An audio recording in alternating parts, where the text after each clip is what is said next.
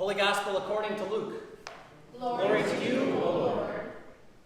Then Jesus told them a parable about their need to pray always and not to lose heart.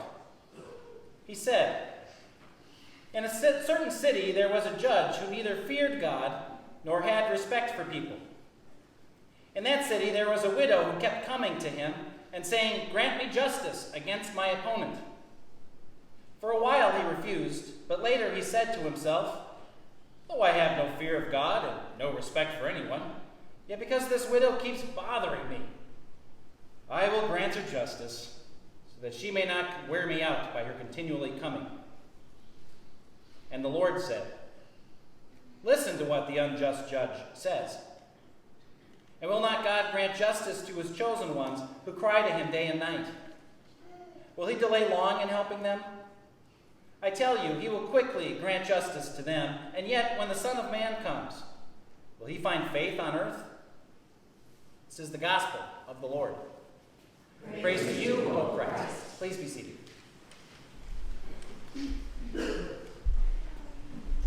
Grace and peace to you on this day from God our Father and our Lord and Savior Jesus Christ. Amen. What are you wrestling with today? There's a lot to wrestle with. I think of a number of us have been wrestling with health concerns, either for ourselves or for our loved ones.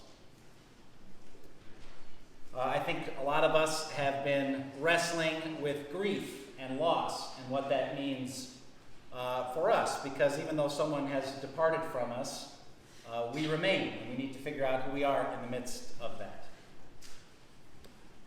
A lot of us wrestle and struggle with trying to find a place to belong. Where are we in this world with all of our foibles, with all of our giftedness, with our uniqueness as God's people? Who are we and where do I fit?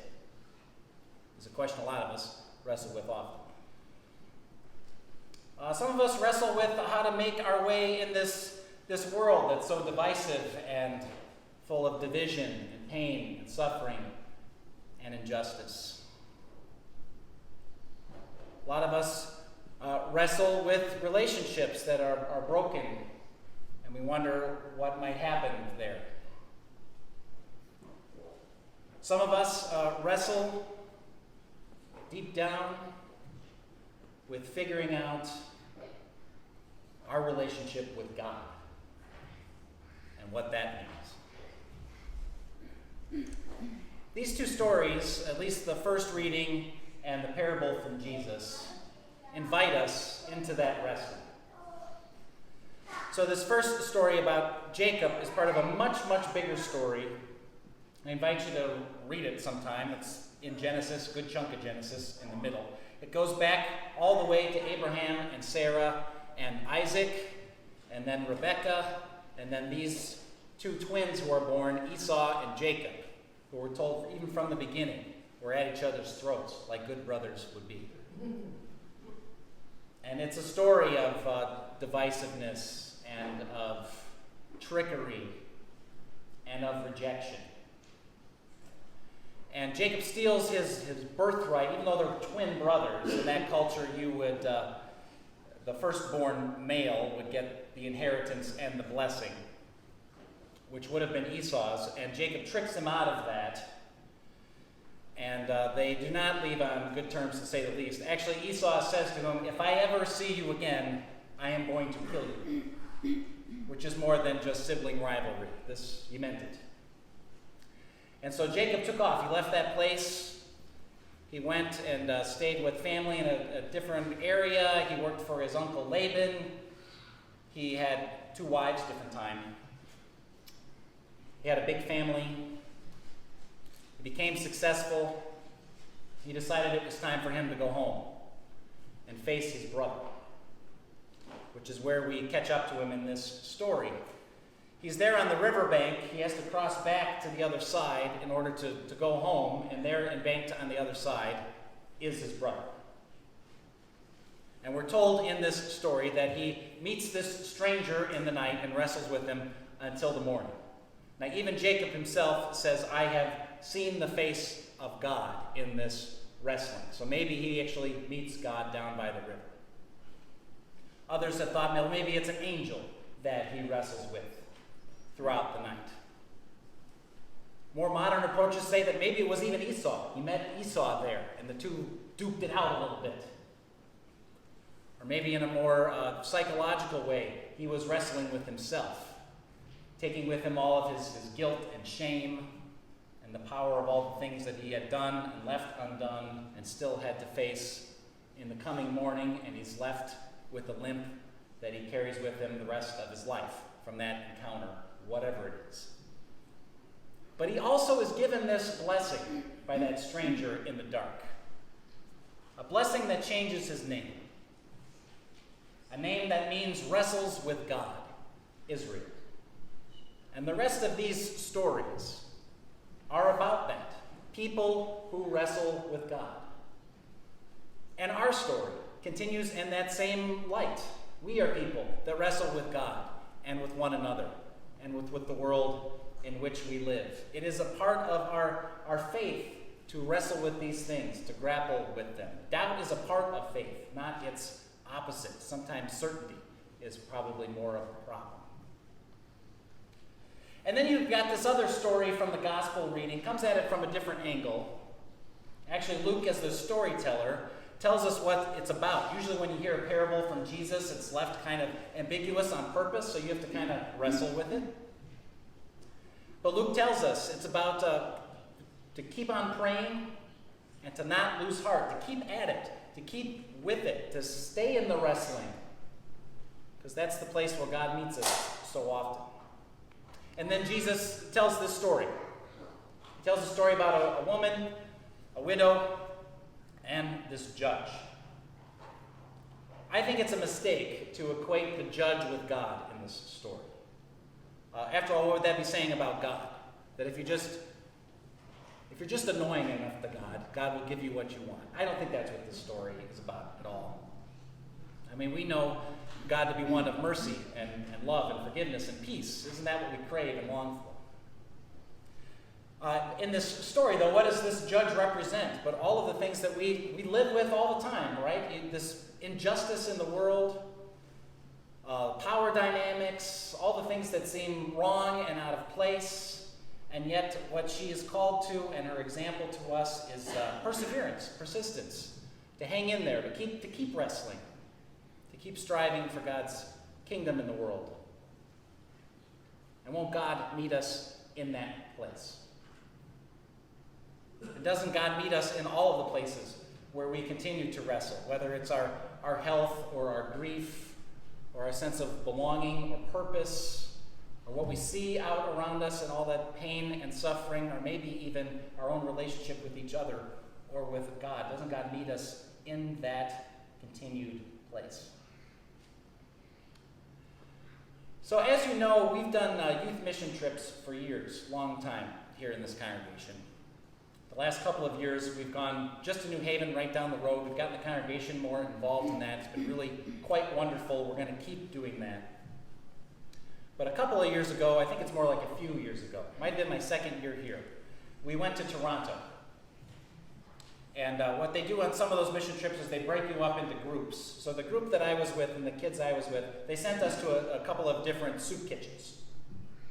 And in the particular neighborhood where we were working, it was full of a lot of problems. I mean, there was a lot of drugs, there was a lot of people experiencing homelessness, there was a lot of mental illness, there was a lot of poverty and all of the systems that kind of kept people in that place.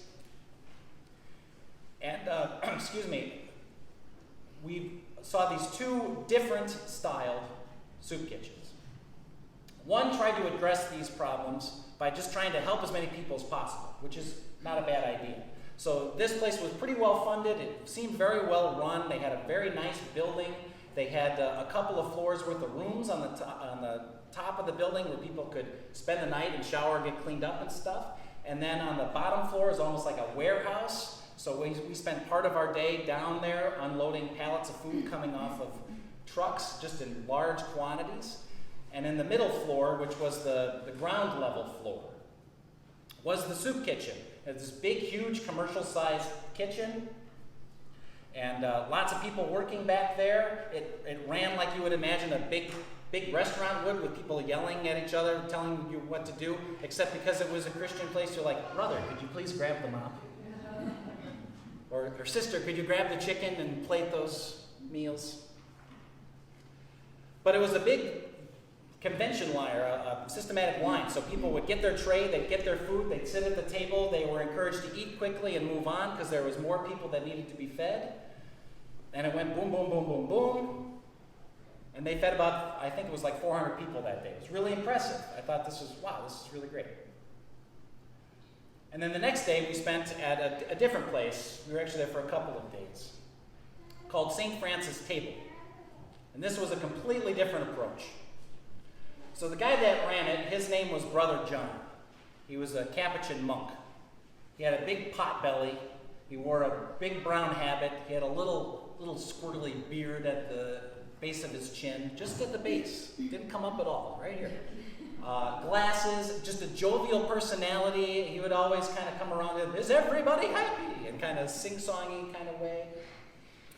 He had come to this place several years before, and it was what you could imagine was a typical small soup kitchen type of place. I mean, it was kind of run down looking. It had kind of that lingering smell of old cigarettes and stale coffee. People didn't respect the place that well. There was garbage around and such.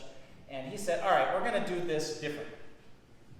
So he, with a group of others, raised some money. They fixed this place up. They said, we're going to turn it into like a cafe. And it was very nice inside when we were there. It had 10 little tables of 4, about card table size, maybe a little bit bigger. People were encouraged to sit around the table and get to know each other. He charged the people $1 for the meal. That was probably $25 down the street at these other boutique restaurants in that neighborhood. He said, you know why? It's not that we can't just feed the people. There's something to having the dignity of paying for your own meal. So we'll do that. And then he even set up a system where you could pay ahead, so if you were running low on cash by the end of the month, you could still come and have lunch. People were encouraged to stay. People were encouraged to make it their own place. We didn't serve in a line slopping down food. We served them like waiters and waitresses in that place. And then as people were starting to clear and move on with the rest of their day, we were encouraged to come and sit down among them too and get to know the people, and they could get to know us. And we were talking about this afterwards. And he said, you know, I wrestled with this for a long time. And after some discernment and prayer and just trying to think about what the best way forward for me and this place would be, I kind of came to the place to say, you know what? I can't do everything. I can't solve all of these problems. We can't solve all of these problems. But the people that are going to come here, they're going to be treated with respect. They're going to be treated with dignity. They're going to be treated like human beings. We're going to try to build a little community here together. And we were invited into that. And then when we were talking at the end of the week, our last day there, he had said to me, you know, there's a lot of groups that come and help in this place.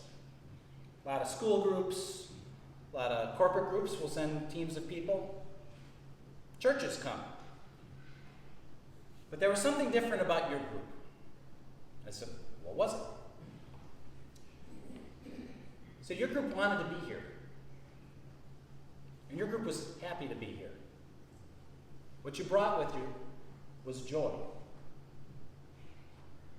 We wrestle a lot with God, with each other, with the world.